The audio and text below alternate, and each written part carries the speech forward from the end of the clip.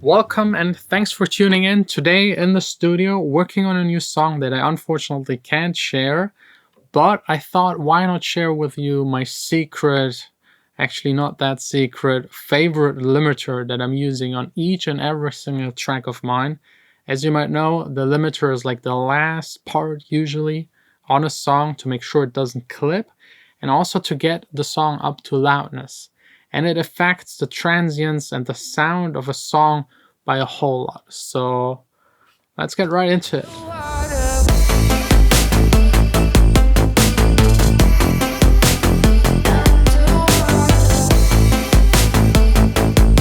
This one right here is the Bettermaker Mastering Limiter.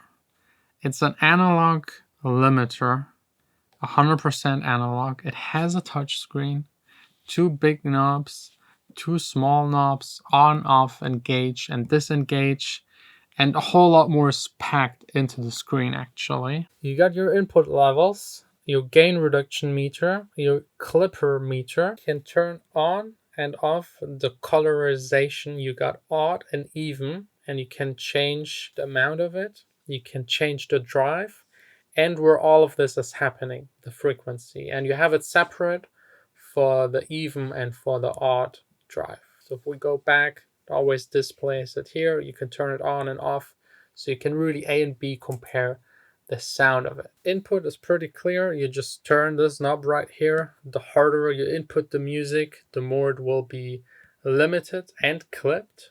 Next up is the clipper itself. It's the percentage of the sound that will be clipped. You can also change the width and the release of the limiter, as well as the output, of course. If you go to the menu, you can choose between different views. You have the limiter view, you can have a loudness view, you can have a K meter view, phase view, RTA view, VU meter, and then you can set up custom settings. So it can give you the RMS, the momentary loops, the loops integrated, the true peak and clipping and all of these kind of things at a glance while producing in real time. There is more to it. There is this little added twist which makes this like so much better in a lot of ways. But first, actually a tiny bit of music production, because to actually demo you the unit, I first need to make something. Feel like we could fly tonight, straight into the darkness. We ain't even asking why, just waiting for the morning sun comes up. I think I got something that is actually a good example. I will put down below a SoundCloud link where you can listen to the same song, limited, not limited, and also limited plus 50% of clipping. That's usually what I use. I like to have some of those peaks really chopped off. It changes the dynamic in a brilliant way, at least for electronic dance music or modern pop music that needs to have a certain level of loudness, a certain level of being squashed. Of course, not too much that it distorts, but at least a little. It's part of the sound aesthetic. And I think that SoundCloud thing is the best way to demo it, because I could play you now here on YouTube, but the YouTube quality isn't good enough to distinguish a good from a decent limiter. And also it's really hard to engage and disengage a limiter because it does the loudness. So your ear will be always tricked. It's something you probably have to drag those files into your DAW, look at an analyzer, look at the transients, at the peaks. But let's get to that one special thing that makes it so extra special. And if you've watched any of my videos, you already know what it is. It's obviously the integration into your DAW. It's done in a very, very smart way. You see right here on my master, I have an I/O plugin. It sends the audio from the sound card, from the interface to the limiter, and also back again. So everything I hear, everything while producing runs through all of these machines. And behind the I/O plugin, I actually got the limiter plugin. So everything this machine can do is mimicked here on this plugin. And whenever I turn any kind of knob, you can hear it click. That's actually changing the setting in the analog, fully analog unit via USB. They're communicating. So whatever I set here is also set there, and everything I set here is set also on the machine. It works flawlessly. I was first, when I got it, worried that it might not work 100% and annoy me after a while, but it really, really works.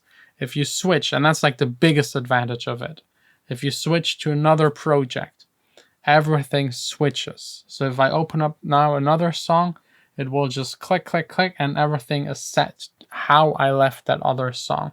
So for example, if you're a mastering engineer, you can have like multiple mastered songs, switch between them.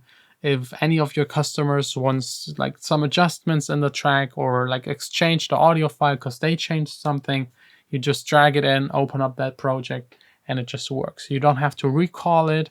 It doesn't sound different on another day. It's like the same thing always. As always, with things that are really good, the only downside is the price. You pay for what you get, and you get a whole lot. If you're looking to buy any kind of analog gear, it's a good option, especially for mastering engineers. A limiter is very, very important. The clipping makes it very modern sounding and gives you a whole lot of possibilities.